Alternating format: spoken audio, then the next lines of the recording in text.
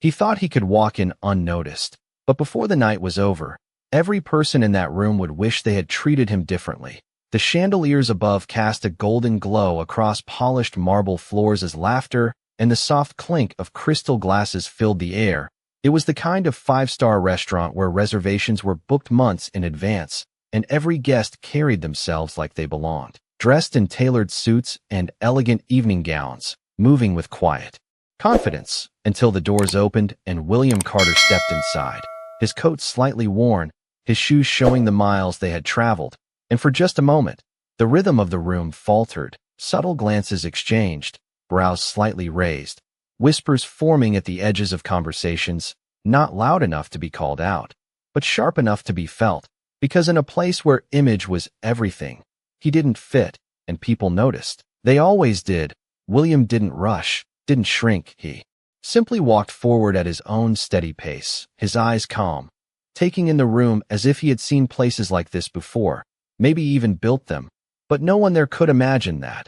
Not with the way he looked. At the center of it all stood Emily Harper, poised, confident, the unofficial queen of the evening, her long hair perfectly styled, her designer dress catching the light with every movement. She was the kind of woman who didn't just attend events like this, she controlled them, and when her gaze landed on William, it lingered just a second too long, her smile tightening ever so slightly, as if something about his presence disrupted the perfection she had curated. She watched him approach the reception area, watched the hesitation of the staff, the subtle uncertainty, and that was all she needed, because in rooms like this, hesitation was permission, and judgment followed quickly behind it. She took a slow step forward, glass in hand, her voice smooth but edged with quiet authority, ready to restore order to what she already believed was a mistake. And William Carter, the man no one welcomed, stood calmly at the center of a storm that had only just begun. Emily Harper did not raise her voice. She did not need to, because in a room like this power was not measured in volume but in certainty, and she carried both effortlessly as she stepped closer, her heels echoing softly against the marble, her smile polished but her eyes sharp. "Excuse me, sir," she began, her tone pleasant enough to pass as courtesy, but with a subtle edge that made nearby conversations slow and then stop entirely. "I believe this event is invitation only." And just like that, the attention shifted, heads turning, whispers fading into a thick, watchful silence. Because moments like this were not uncommon in places built on status. They were almost expected, and the crowd leaned in, curious, entertained, waiting to see how it would unfold. William Carter turned toward her without urgency, his expression unchanged, as if he had heard this kind of question before, as if it no longer surprised him. "I am aware," he replied simply, his voice calm, steady, not defensive, not apologetic, and that only seemed to irritate her more, because it denied her the reaction she was used to. Emily tilted her head slightly, studying him, her gaze sweeping over his worn coat, the faint creases that spoke of years rather than trends, and she let out a soft, almost sympathetic laugh. "Then perhaps there has been a misunderstanding," she said, just loud enough for those nearby to hear. "These events are typically reserved for our partners and senior executives." A few guests exchanged knowing glances, a quiet ripple of agreement passing through them, because in their minds the conclusion had already been reached. He did not belong. William remained still, his hands relaxed at his sides, his eyes meeting hers without challenge, without submission, and that calmness began to unsettle more than just Emily, because confidence without explanation always carried a certain weight. She took another step closer, lowering her voice slightly, but not enough to escape the room's attention. "If you would. Like, I can have someone assist you in finding the correct venue." The implication was clear, polite on the surface, dismissive underneath. A few soft chuckles followed, quickly suppressed but not unnoticed, and for a brief moment the room seemed to tighten around him, waiting for embarrassment, waiting for retreat. But William Carter did not move. He simply looked at her, steady and composed, as if measuring something far beyond her words. And somewhere in that silence, something invisible began to shift, though no one in that room realized it yet. Emily held her position, her expression unwavering, but there was a faint tightening around her eyes now, the kind that only appeared when something did not go exactly as expected, because the man in front of her was not reacting the way people usually did. He was not apologizing, not retreating, not even offering an explanation that she could dismiss. And that quiet resistance began to draw more attention than any raised voice ever could. A nearby couple paused mid-conversation, their champagne glasses hovering in the air, while a group of executives exchanged subtle glances, sensing that something about this moment was no longer routine. Emily let out a soft breath, adjusting her posture as if resetting the scene.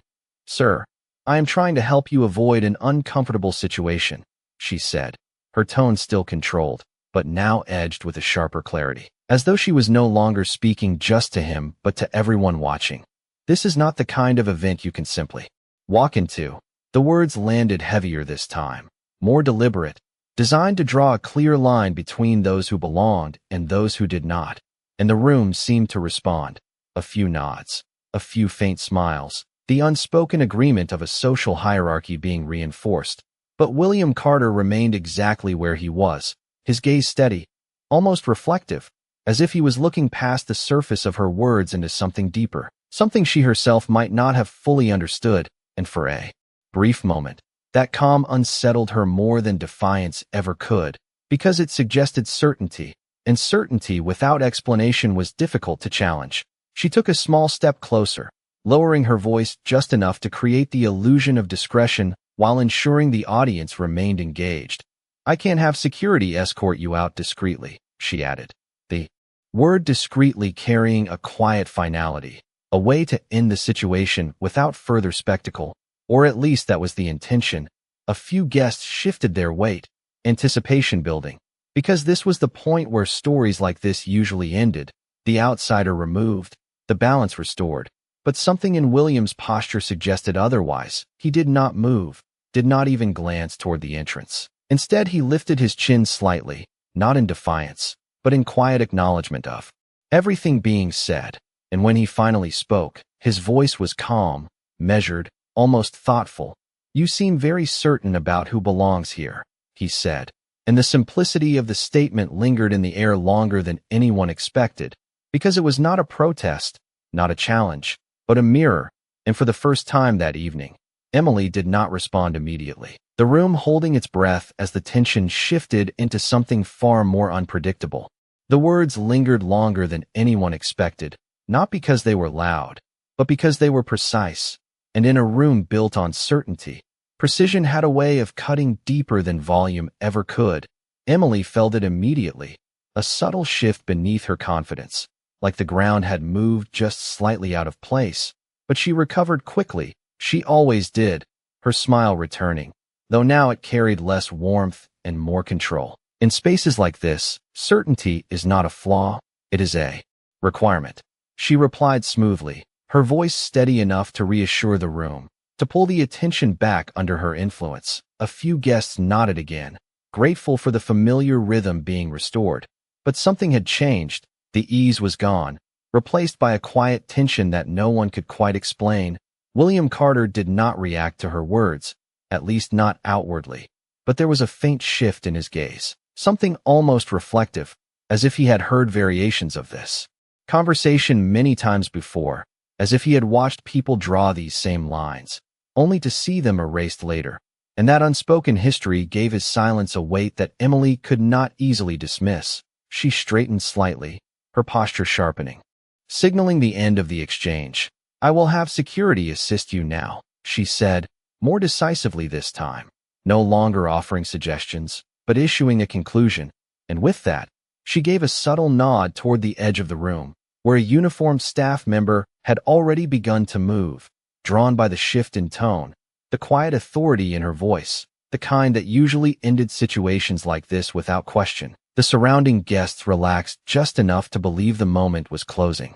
A few even turned away, returning to their conversations, assuming the outcome was inevitable. But William did not move, not even when the staff member approached within a few feet, his presence calm, grounded, as though the pressure of the room simply did not apply to him. And that was when the smallest detail began to unravel everything. The staff member slowed, just slightly, his eyes narrowing as he looked more closely at William's face, recognition flickering for a brief second before he quickly masked it. But it was enough to create hesitation, and in a room where hesitation did not belong, it stood out like a crack in glass. Emily noticed it immediately, her eyes tightening, confusion slipping through her composure for the first time that evening. "Is there a problem?" she asked, her voice lower now, sharper, but the staff member did not answer right away, his gaze shifting between her and William, caught between instruction and something far more uncertain, and in that brief pause, the balance of the room began to tilt, ever so slightly, towards something no one had anticipated. Emily's command still hung in the air when the staff member slowed, not out of confusion this time, but recognition that crept in slowly, his eyes narrowing as he looked more closely at William's face, then briefly down at the small leather folder in his hand, the evening's updated guest list, a detail most had ignored, but one he had been trained never to overlook. His thumb shifted across the page, scanning names he had memorized earlier that night, and then it stopped, just for a second, long enough for something to click, long enough for his posture to change in a way that did not belong in a routine removal. Emily noticed immediately, her voice sharpening. "Is there a problem?"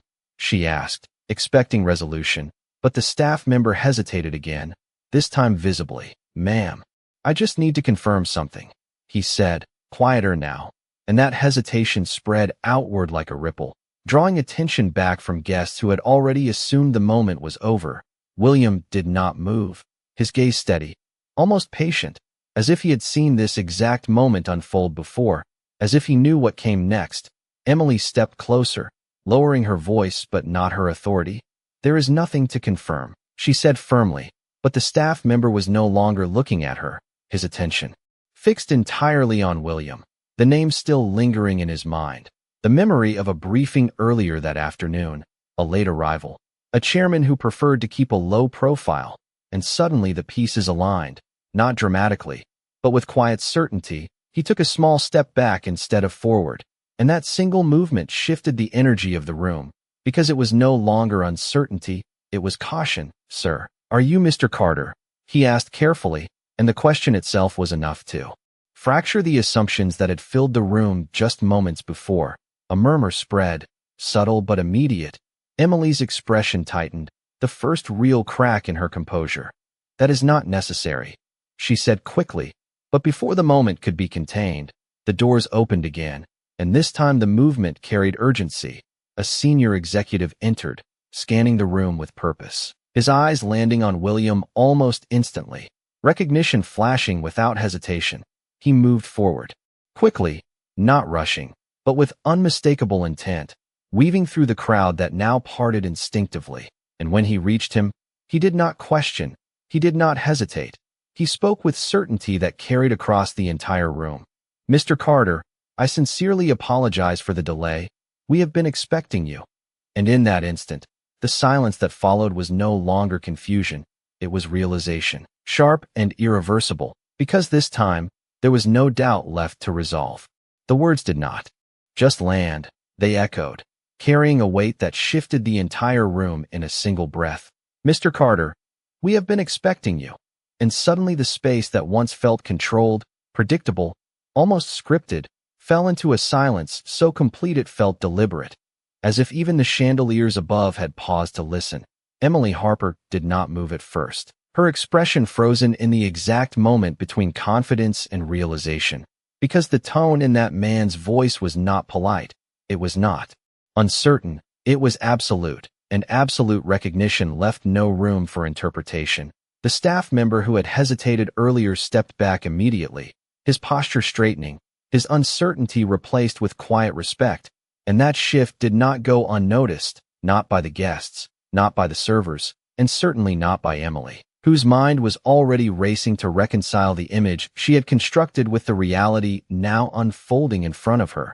William Carter turned slightly toward the man who had approached him, acknowledging him with a small nod, nothing dramatic, nothing performative, just a simple gesture that carried more authority than any raised voice ever could.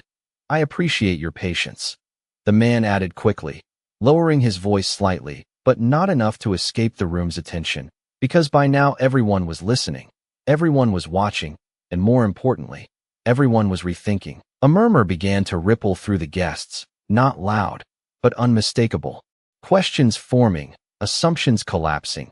The same people who had just moments ago exchanged knowing glances now avoided eye contact, their confidence dissolving into quiet discomfort. Emily finally spoke. Though her voice no longer carried the same effortless control, "There must be some confusion," she said, carefully, as if choosing each word could restore the ground beneath her. But the man in the tailored suit did not even look at her when he responded. "There is no confusion," he said, plainly, his focus remaining on William, and that simple dismissal landed harder than anything said before, because it removed her from the center of the moment entirely. The room felt smaller now, tighter, every detail sharper, every breath more noticeable, and in the middle of it all stood William Carter, unchanged, composed, as if none of this surprised him, as if he had seen this exact moment unfold in different rooms, under different lights, with different faces, and that quiet familiarity made the realization even heavier, because this was not new to him, only to them. And as the silence settled once again, it carried a different meaning now, no longer judgment, but awareness. And for the first time that evening, Emily Harper was not the one in control of the room. The silence no longer felt uncertain. It felt heavy, deliberate, as if every person in that room had suddenly become aware of something they could not undo. The man in the tailored suit stepped slightly to the side, positioning himself just behind William Carter with a quiet deference that spoke louder than any introduction, and that single gesture confirmed what his words had already revealed. This was not a misunderstanding. It was a reversal, complete and undeniable. The staff nearby adjusted their posture almost instantly, shoulders straightening, expressions sharpening, their attention now fixed not on removing William, but on serving him, because recognition had replaced assumption, and in places like this, recognition changed everything. Emily Harper felt it more than anyone. The shift, the weight of every earlier word returning to her all at once, but now stripped of confidence, stripped of certainty, leaving only the quiet echo of what she had said and how publicly she had said it. She took a small step back without realizing it, her balance no longer anchored, her presence no longer commanding the same attention. And for the first time that evening, she was the one being watched, not admired, not followed, but observed, measured, the same way she had measured him. William turned his gaze toward her slowly, not abruptly, not with confrontation, but with a calm awareness that seemed to acknowledge the entire exchange without needing to repeat it. His expression remained composed, but there was something different now, not superiority, not satisfaction, but clarity, as if the moment had simply unfolded exactly as it was meant to. "I believe there was no confusion," he said quietly, his voice steady, carrying just enough to reach those closest, and yet the entire room seemed to hear it, because the silence amplified every word. Emily opened her mouth slightly, as if to respond, but no words came immediately, her usual precision gone, replaced by a rare hesitation, and that hesitation spoke volumes. The guests who had once leaned into her authority now shifted their gaze away from her, some looking down at their glasses, others pretending to return to conversations that no longer held the same energy, because the room had already chosen its center, and it was no longer her. The man in the tailored suit spoke again, this time more formally, his tone clear and unmistakable. "Ladies and gentlemen, please welcome Mr. William Carter, chairman of the company." And the title did not just introduce him. It redefined everything that had just happened, every glance, every word, every assumption. And in that moment, the room understood not just who he was, but what they had failed to see, and the realization settled over them like a quiet, irreversible truth. The title did not need to be repeated.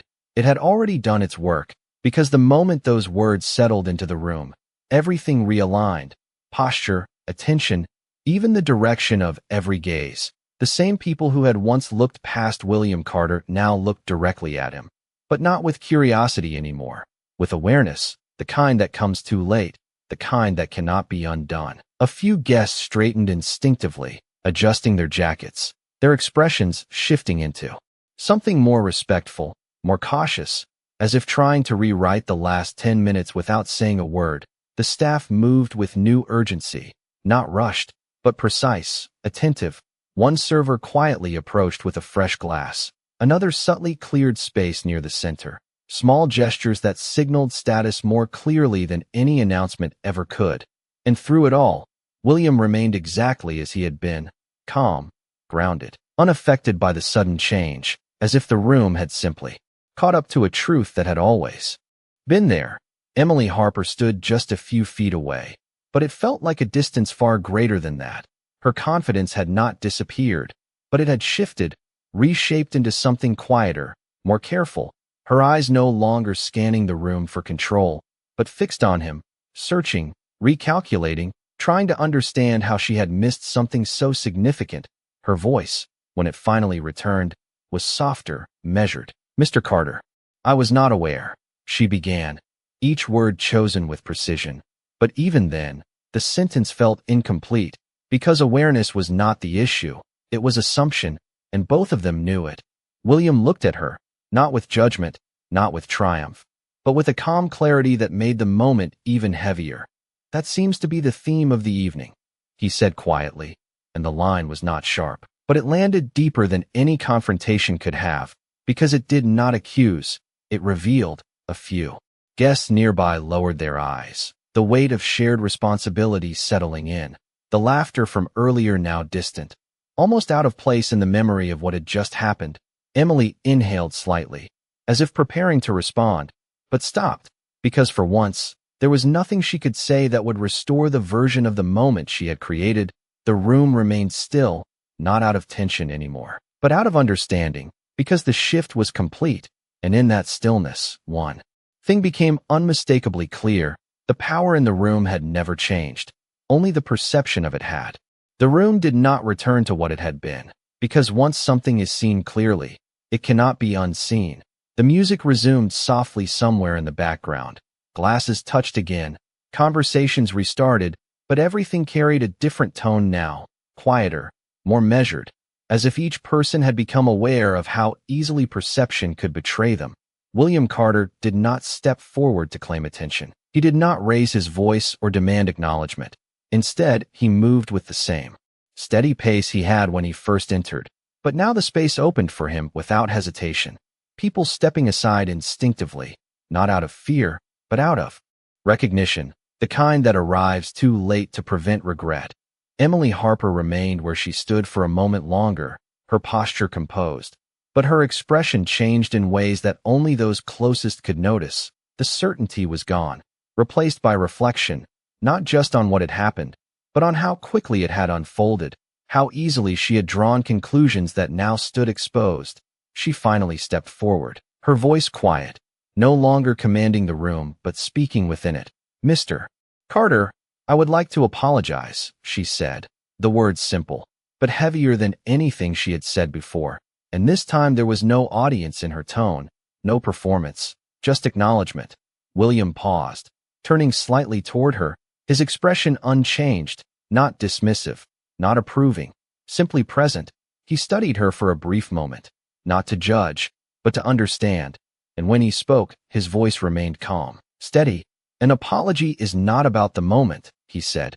"It is about what comes after it." And the words settled gently, yet firmly, leaving no room for easy resolution. Emily nodded once, slowly, accepting more than just the statement, accepting the lesson within it. Around them, the guests listened without appearing to, each carrying the weight of their own earlier assumptions. The quiet laughter from before now replaced with thoughtful silence, because the moment had extended beyond a single exchange. It had become something larger, something shared. William then turned his attention back to the room, not as someone reclaiming power, but as someone who had never needed to prove it. And in that calm presence, the evening continued, but not unchanged, because somewhere between the first glance and the final silence, something important had shifted, and those who witnessed it would remember, not the embarrassment, not the title,